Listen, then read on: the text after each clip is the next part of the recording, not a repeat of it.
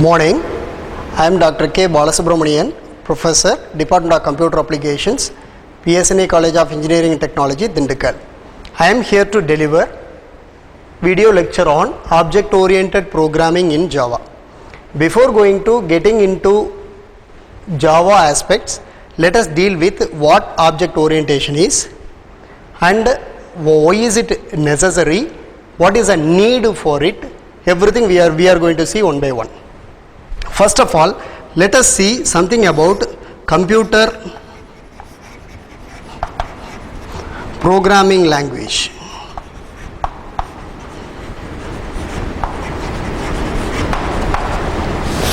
In general, computer programming languages can be classified into two.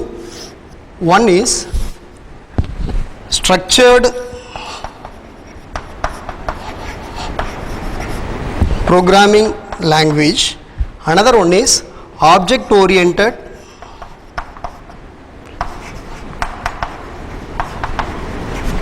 programming language. Structured programming languages are the languages which uses or which follows some predefined structures. Say for example, all structured programming languages are following three basic rules: selection, sequence and iteration.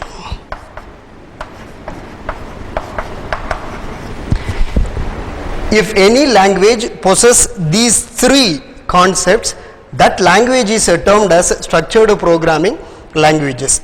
In structured programming language, more importance is given to only data. More importance is given to only logic by ignoring data.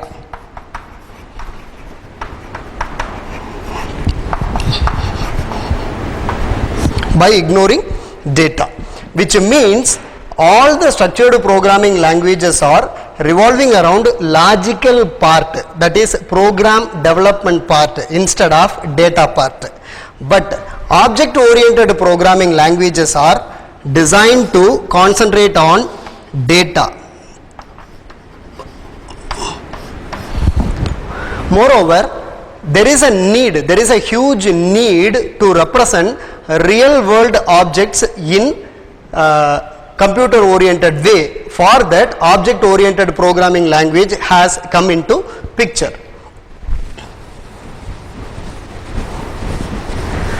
So let us study what are all the concepts of object orientation, basic concepts of object orientation.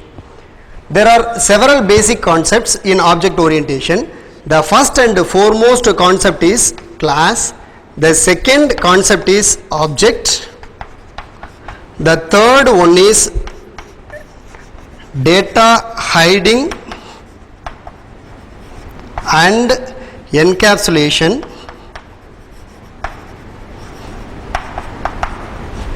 And the fourth concept is inheritance. And the last one is polymorphism.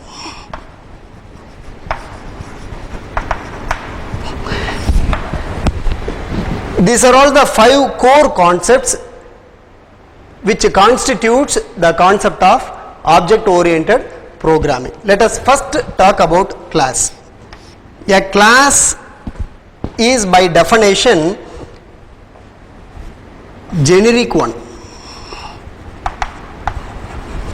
which means class is going to act as template for creating objects.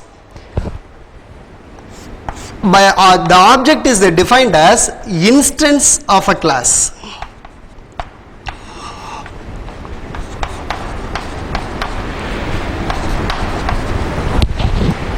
Objects are created with the help of class. So class is representing multiple objects. Okay, and then we are going to study about the concept of data hiding and encapsulation. In structured programming language, as I already stated, data is completely ignored. they are going to concentrate only on the logical part, how to work on the data and what is the type of data or what the data is going to do for them, completely ignored in structured programming language, whereas in object oriented programming language the core idea is revolving around data. So the data has to be properly hidden from the real world in order to protect the data. That process is called encapsulation. Encapsulation is the process of wrapping data and functions together to form a single unit.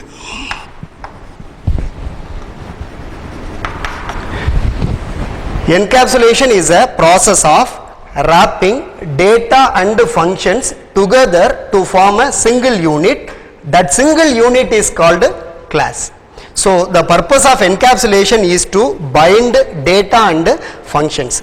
Functions are the entities of the class which operate on the data.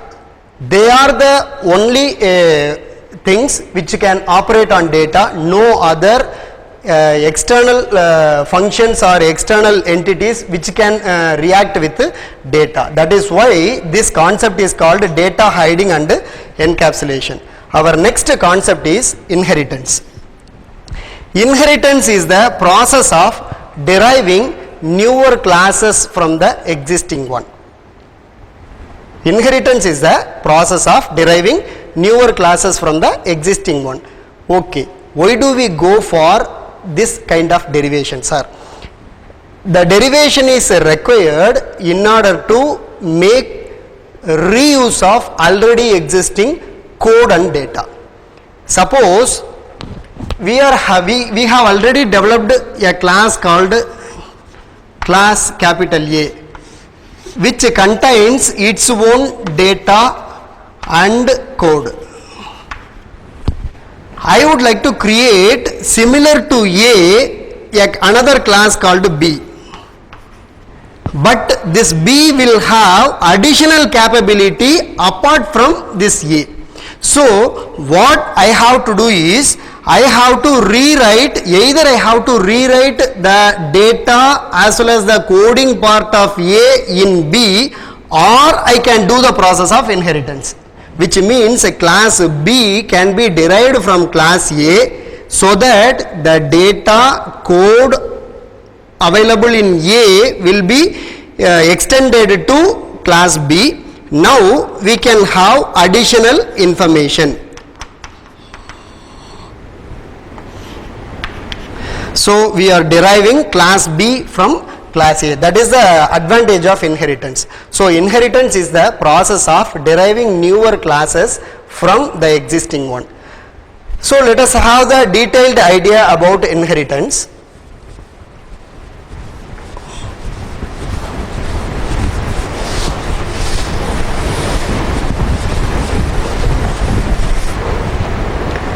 There are 5 types of inheritances.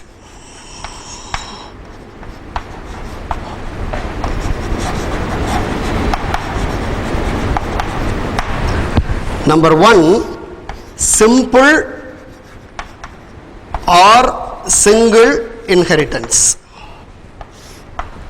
The first type of inheritance is called simple or single inheritance, where, as its name tells, we are going to derive a class from another class.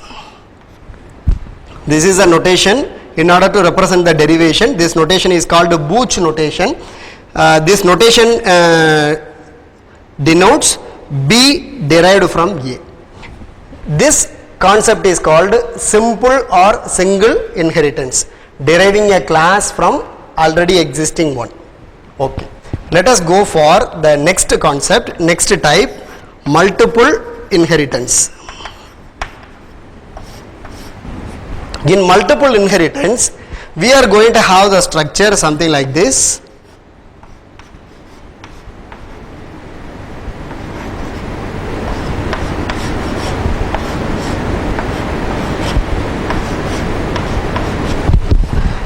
The class C derived from class A as well as class B, which means the class A combined with the class B in order to derive the newer class called C. This kind of inheritance is called multiple inheritance. The next level inheritance is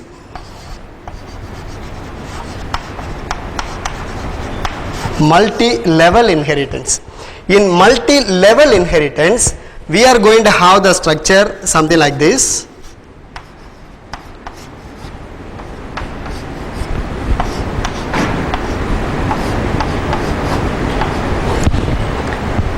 There exists a class called A, from which another class B is derived, from which another class C is derived, from which other classes are being derived. So here you can see various levels of inheritance. This level is called level 1 and this level is called level 2. Like that it will go in multiple levels. The fourth inheritance is hierarchical inheritance.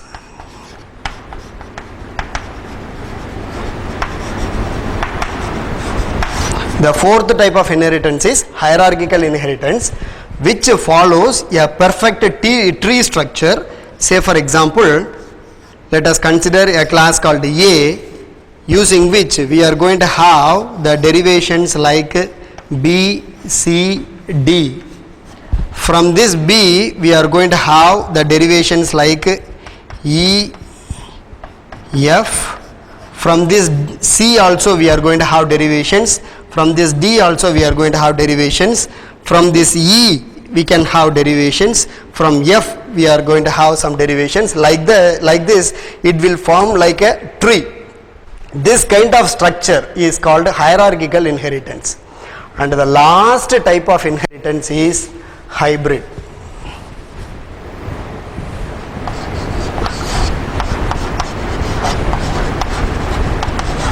The last type of inheritance is called hybrid inheritance, where let us consider a class called A and consider a class called B.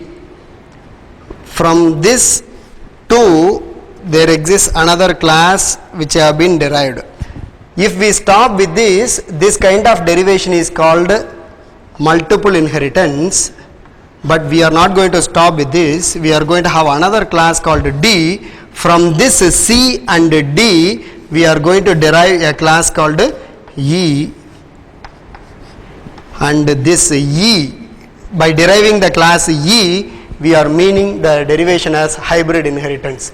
In what sense it is going to be hybrid, sir? Here let us look at closely the classes C and D.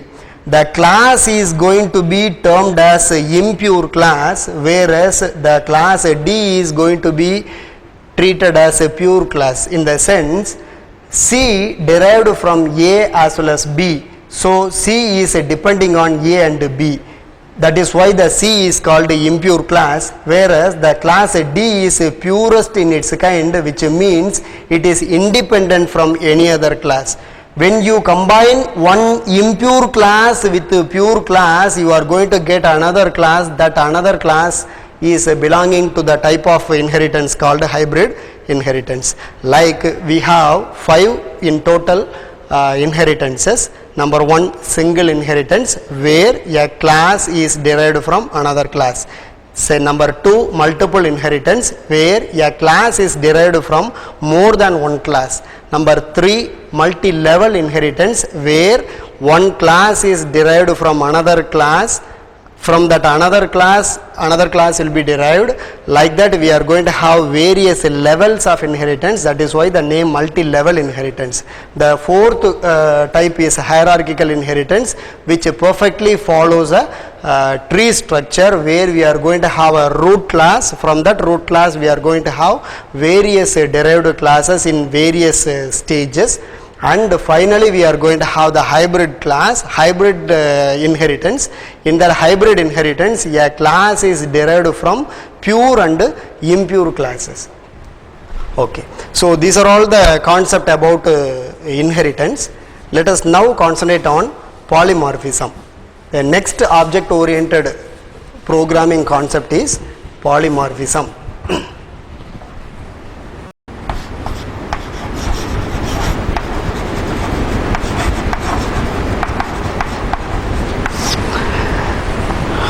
This is a Latin word which means poly, that means several, and morph means form. The concept of polymorphism refers one object or a function which will behave differently at different instances. Okay. The polymorphism refers the ability of an object or function to behave differently in different instances. Say for example, let us take the real time object called Raja. This object Raja belongs to a class called man. According to Raja's wife, Raja will be acting as the role of husband.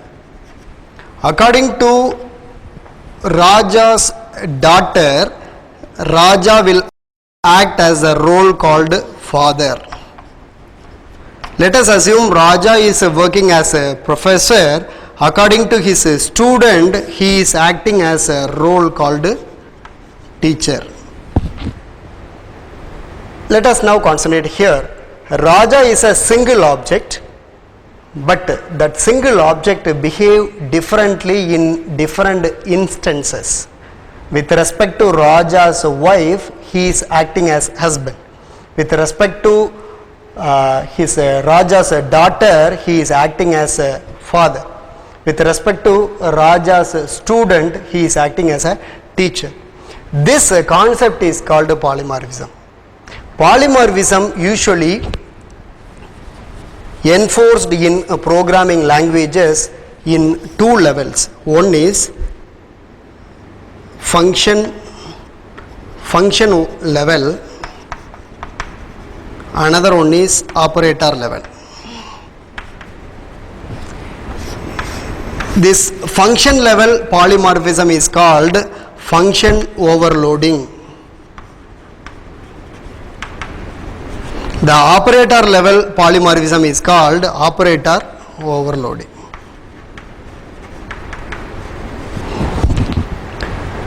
Function overloading stands for ability of a function to behave differently at different places, which means let us write a function called add, which will accept two inputs a comma b and returns one output, that is c. When you pass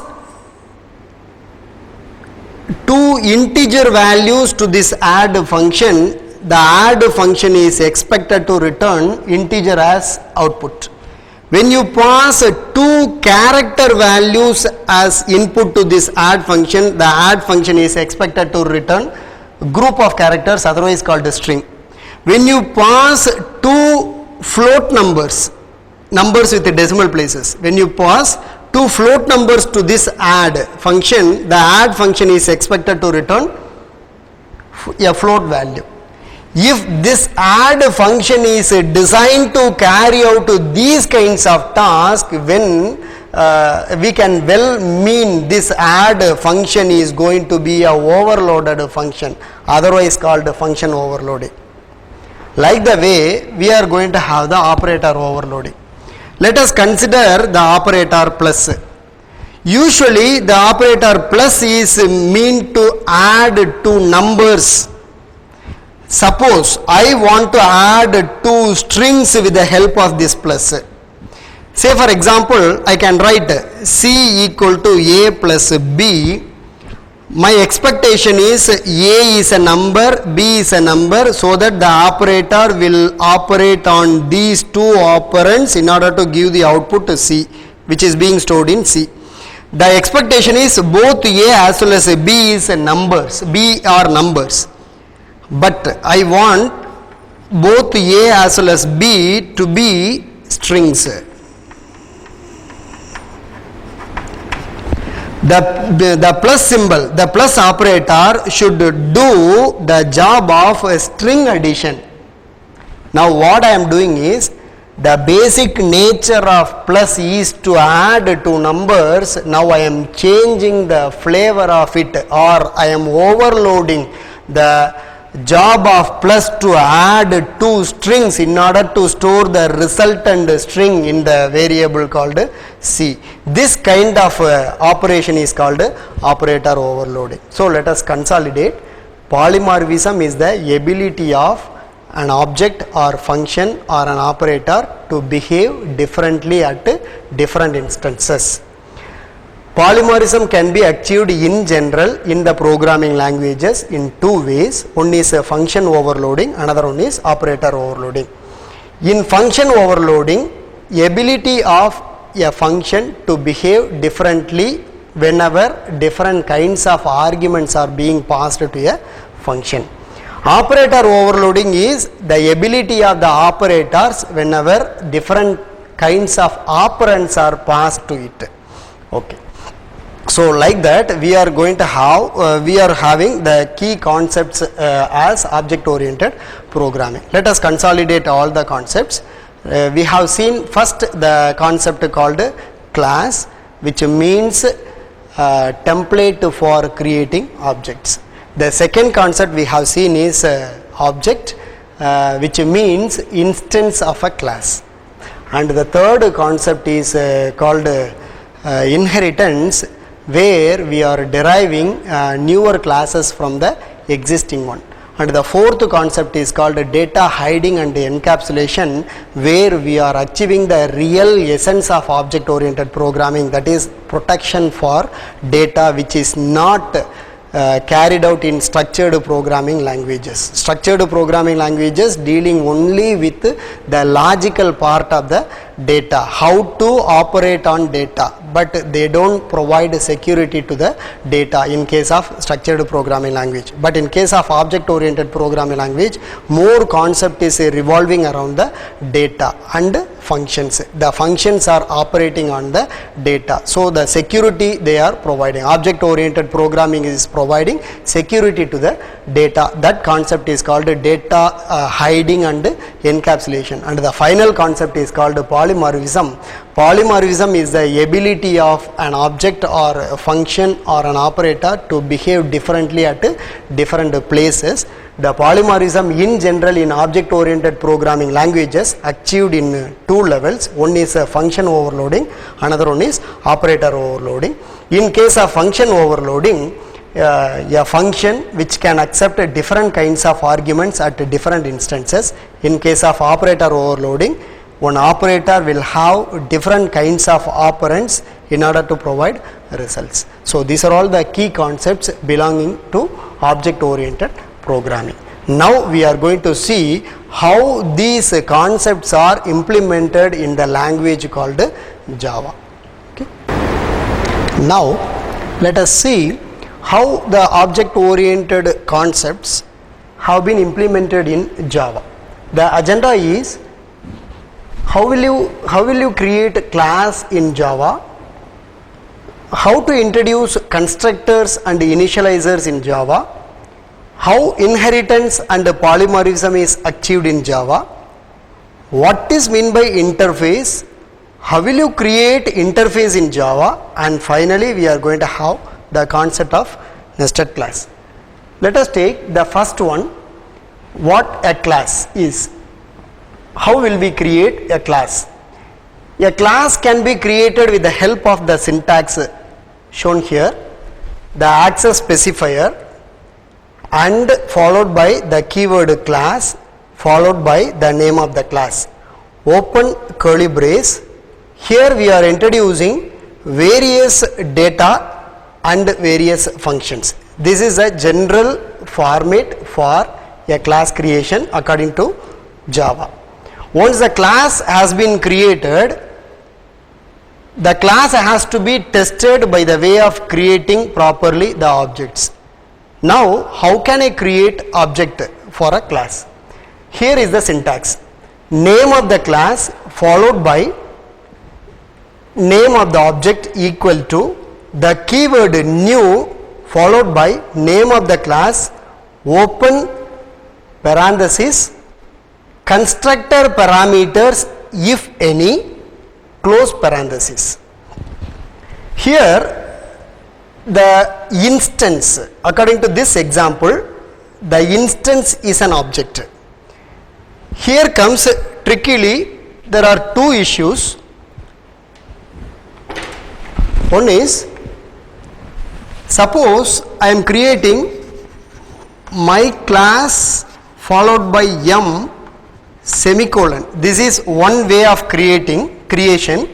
Another way of creation is my class followed by n equal to new my class. There are two kinds of creations. The first creation is called a reference creation. The second creation is called object creation.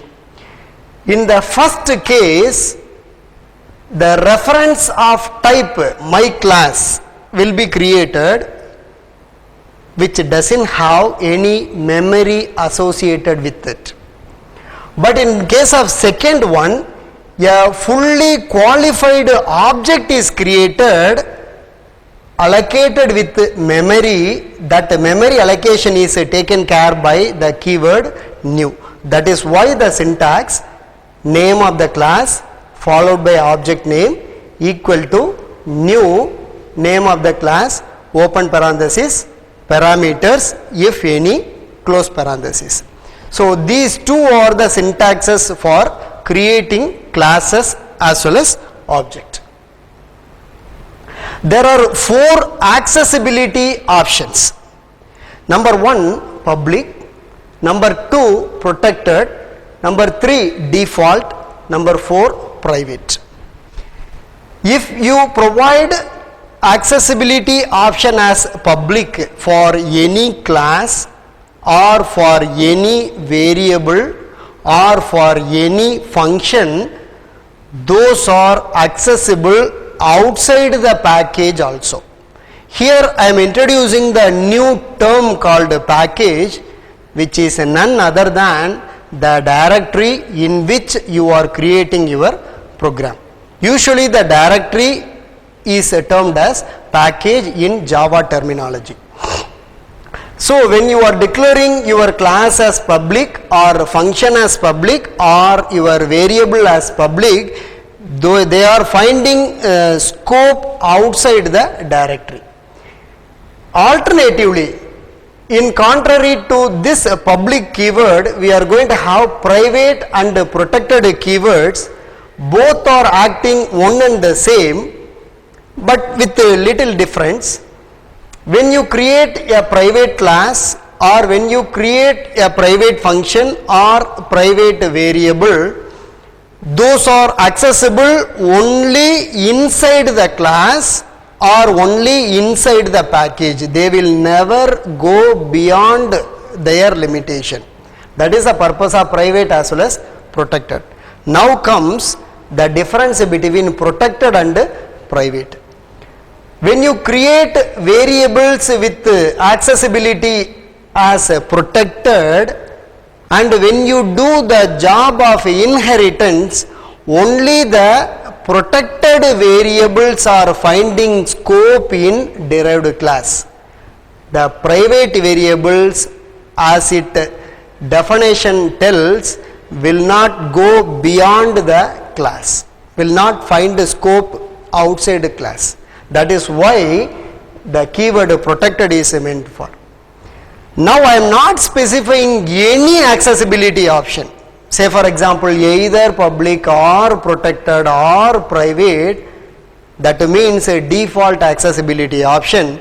The default accessibility option using which when you create a class or function or a variable, they will find scope only inside the package. That is why the default accessibility option is equivalent to package option. Here it was given with it. So we are having 4 accessibility options. These accessibility options are properly used. Say for example, public, class, person. A class called person is created with a public scope which contains these members. First member is a private string name. This name variable is called private variable.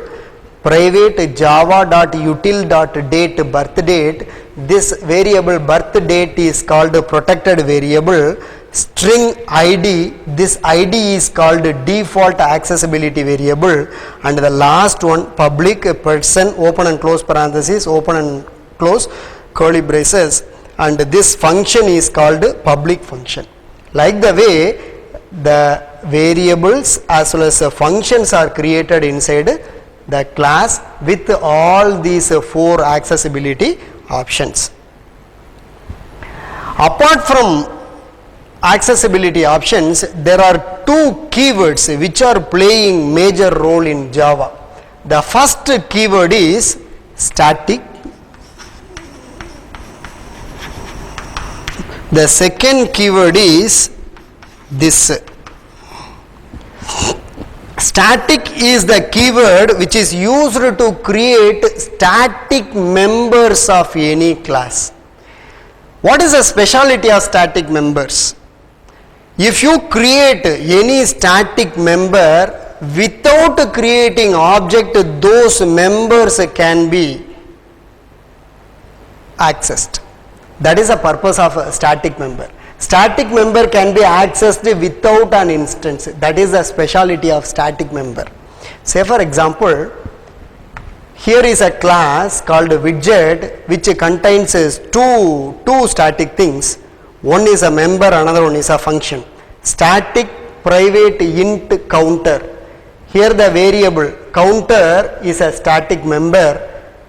Next the function static public get counter. This is a static function. So see here, outside this class, suppose you are having declaration int number equal to widget dot get counter. Widget is none other than class. Here we are not creating any object. Without creating object, we can able to access the function provided the function is static in nature. If it is a non-static function, this creation is totally wrong. We need to create object. Via the object, the function will be called. That is the speciality behind static. The next one is static variables called sometimes a class variable as opposed to instance variable. The next one is this keyword. This is used to refer the class itself. Say for example, let us consider a class called point which contains 2 private members called x and y, and we are going to have a constructor that we are going to deal later. We are going to have a function. That function is a special function, otherwise called a constructor here. That constructor accepts 2 arguments with the same name of the members of the class called x and y, int x and int y. The incoming parameters are going to be used as initializers for the members x and y. How can I differentiate? I cannot do the job as x equal to x, y equal to y. This is something meaningless. So I need to differentiate this x from this x, this y from this y. So what I am going to do is, I am going to use the keyword called this. So I will be writing this dot x, which means this refers the current class, that is point. Point class dot x. This x is member, whereas this x is incoming argument. This y is member, whereas this y is incoming argument. By this way, we can differentiate the incoming argument from the member. In order to do so, we are making use of the keyword this. We are going to have one more keyword called final. We are going to have the one more keyword called final.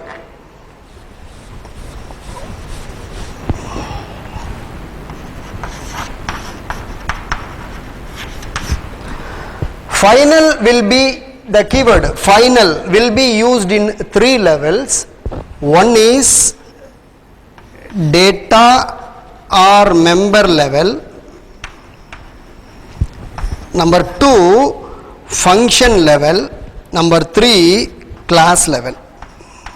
In 3 levels, the keyword final will be used. Let us see the first level. When I use the keyword final to any data or member, that will become constant. That member will become constant. There exists a difference between constant and variable. If you create any variable, the values for that variable is varying in nature. That is why the name variable. If you create any constant with some value, that value cannot be changed throughout the entire execution of the program. That is why the name constant. If you specify any data or member as final, the value assigned to that member cannot be changed. Let us consider the next level, final function. If you create any function as a finalized function, final function, that function cannot be overridden. Here I am introducing the new keyword called overriding. I am introducing the new keyword called overriding.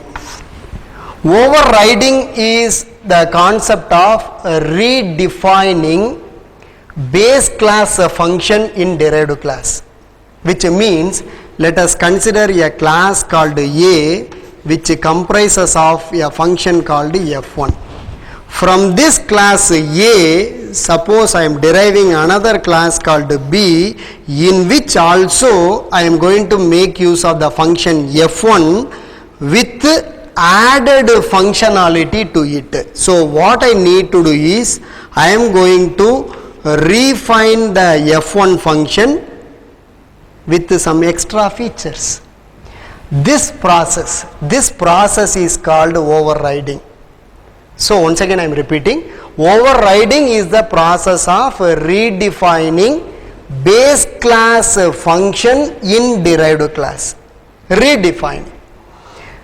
Now let us concentrate over here.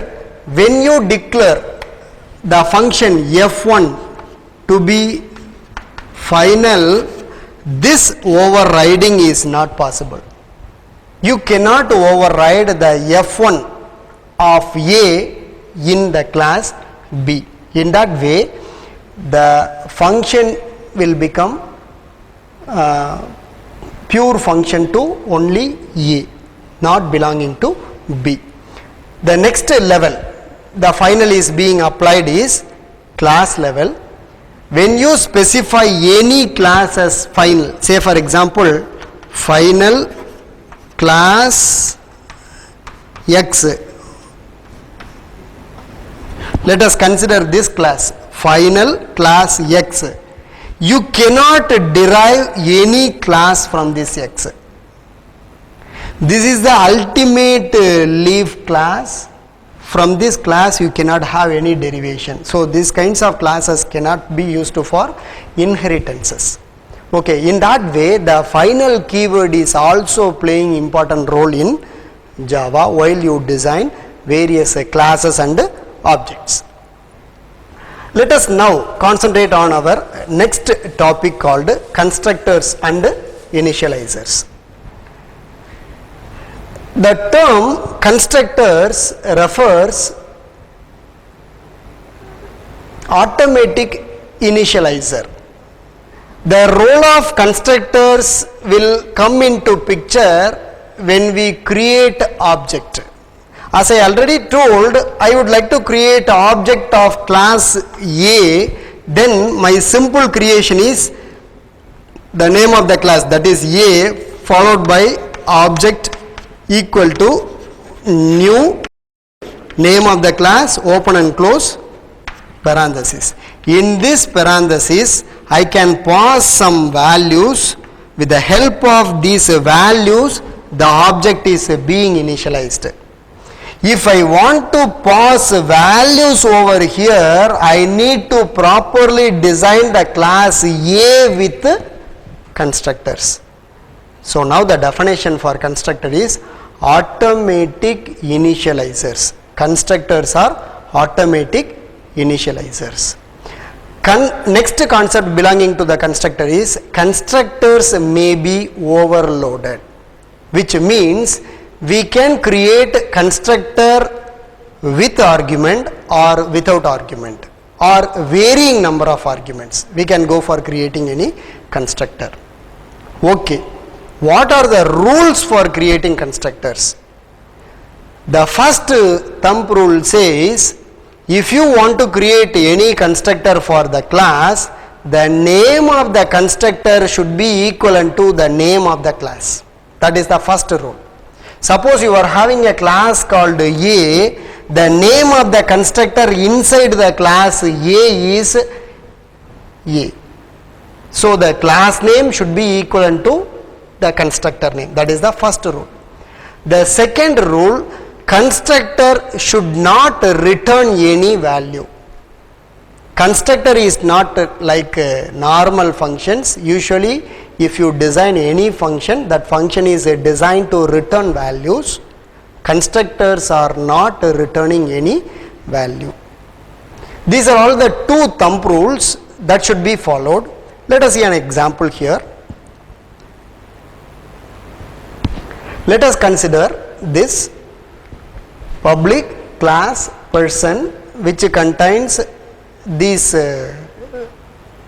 variables or members, string name with empty value, date, birth date with a new date, public person.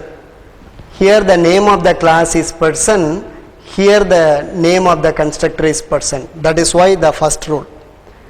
As the first rule says, if you want to create a constructor, the name of the constructor should be equivalent to the name of the class. So I created like this, open and close parenthesis, which means this constructor doesn't have any argument. Let us look at the second one, public person, open parenthesis, string name, comma, date, birth date, which means I am creating the next constructor with the same name, capable of accepting two arguments. With the help of these two arguments, these two members are initialized. This is what is called constructor overloading. Okay, we are having one type of constructor here, another type of constructor here. Okay, while we create object for this class, what we have to do is person P equal to new person. This is one way of creating object in which the first constructor is invoked. The second way is person P equal to new person of within double quotes ABC, comma, within double quotes 0101 1980. With the help of these two values, the second constructor is called and these two members are initialized with the help of these two values.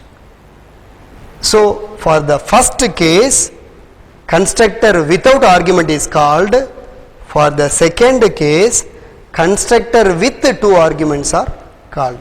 So as a concluding remark, let us understand what a constructor is. A constructor is used for constructing an object. Here is a second example. Next concept is initializer. Initializer is a block of instructions performed right after the member's creation and before calling the constructor. A class doesn't have an initializer, indeed it usually doesn't. Say for example, here is a class called thingy where we can have a block. Inside this block we can list a set of variables with initial values.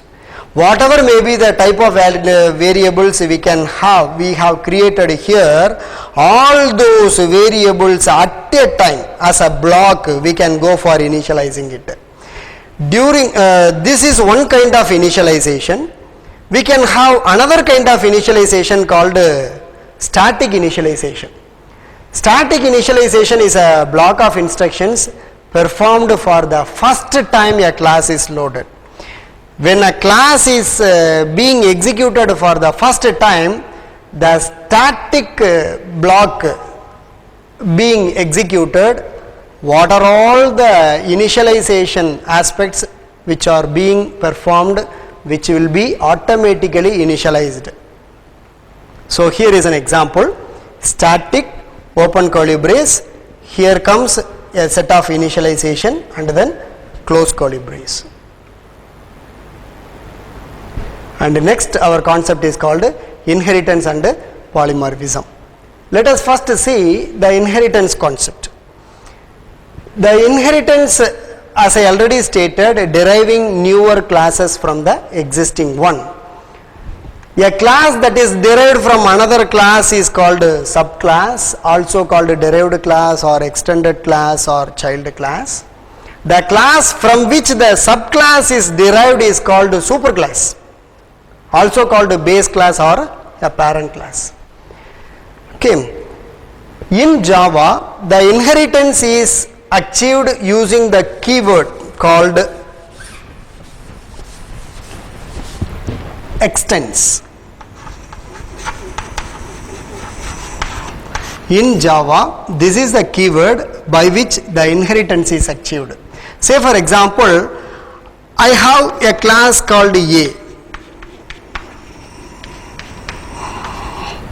Now I am going to create another class called B from this A. Then I have to make use of the keyword called extends. How? Class B extends A.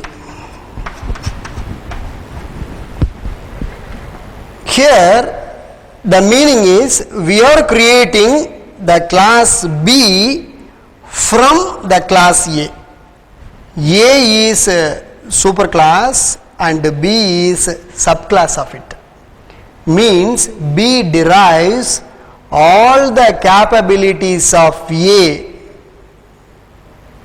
apart from having its own capability. Okay. In Java, there is no concept of multiple inheritance. Let us recall what multiple inheritance is. Deriving a class from more than one class is called multiple inheritance. In Java, we cannot have a class derived from more than one class. So, we can have only three types of inheritances possible in Java. One is simple or single inheritance. Another one is multi-level inheritance. The third one is hierarchical inheritance. It is impossible in Java to have multiple inheritance as well as hybrid inheritance. Here is an example. Public class person with its own constructor and member. From this person class, let us create another class called employee. So, public class employee extends person. Private employee manager, public employee, the two arguments which are being passed, the first argument belongs to the base class or superclass. The second argument belongs to the derived class, that is manager. We are making use of the keyword called super in order to pass this incoming argument to the base class. So super of name. And the next statement is this dot manager equal to manager. The incoming argument, with the help of this incoming argument, this member is initialized, that is the member of this employee class is initialized. This dot manager equal to manager.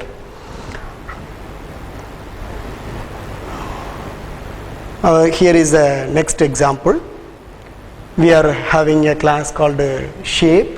From this shape we are creating a class called circle. Okay.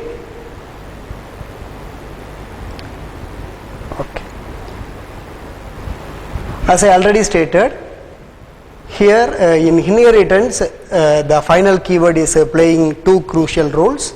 If you create any function as a final function, that function cannot be overridden, which means that cannot be redefined in derived class.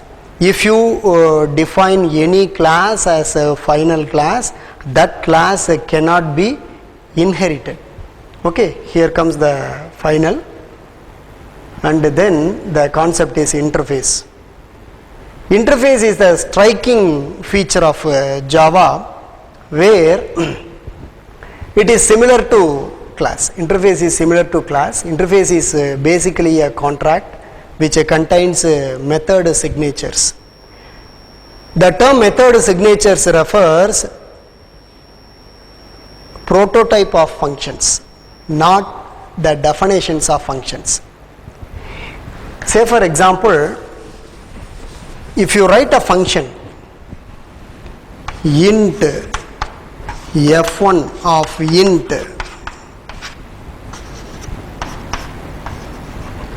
this is a fully qualified function with its own syntax, that is a return value, name of the function, incoming argument int x, and the definition for it.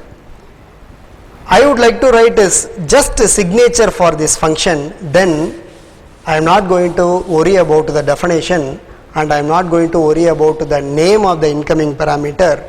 So int f1 of int, just semicolon. This is a signature to represent the function f1. Interfaces are having only signatures or prototypes of functions, not definitions of functions. In Java, interfaces are created to interact with the classes, which means let us first create interface using the keyword interface.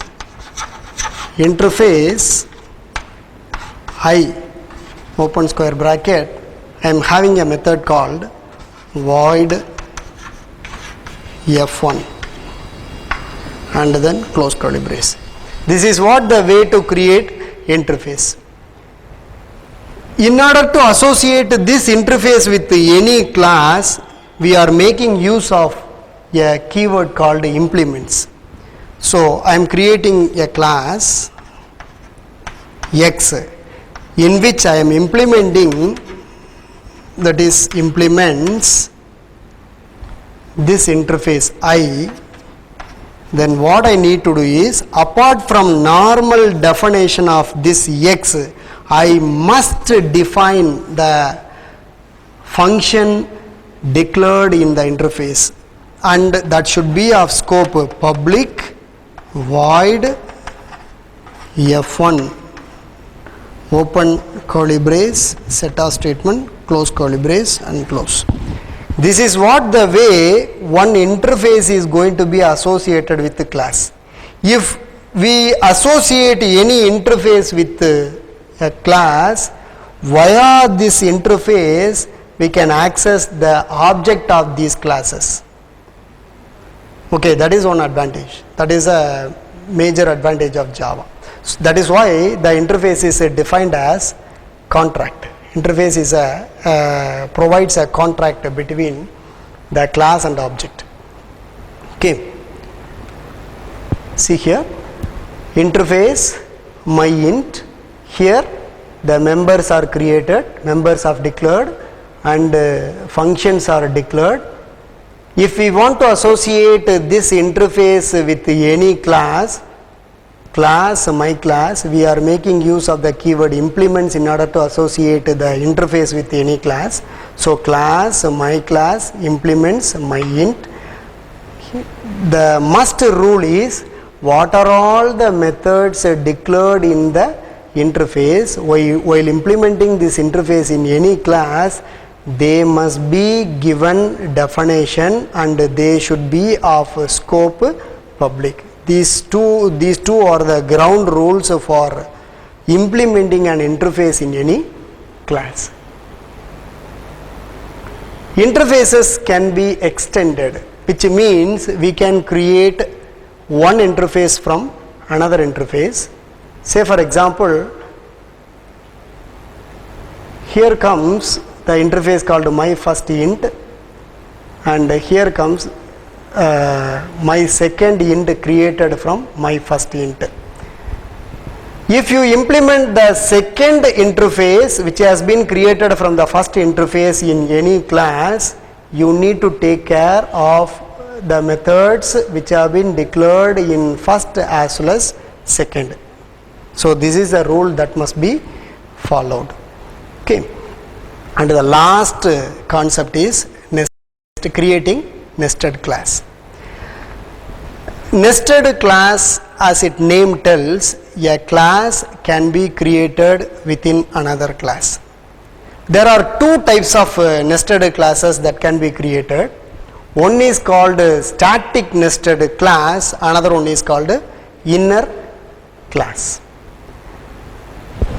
Let us see that using this example, public class, outer class, in which if you use the keyword static for the creation of any class, this class will be becoming static nested class. If you don't use the keyword static, then this class is called inner nested class. In what way these two classes are being initialized, that we are going to see here. The static nested class object will be created like this: outer class dot static nested class object equal to new outer class dot static nested class, open and close square bracket. But the inner class object is created like this: outer class dot inner class object equal to new outer class dot new inner class. Here comes the difference. So here we are not using the keyword new, but here we are using the keyword new in order to allocate memory for object 2. In case of static, no need to worry about memory allocation because it is automatically initialized. So these are all the informations which are given over here, and I thank our management for giving this wonderful opportunity of presenting object oriented programming in Java. Thank you once again.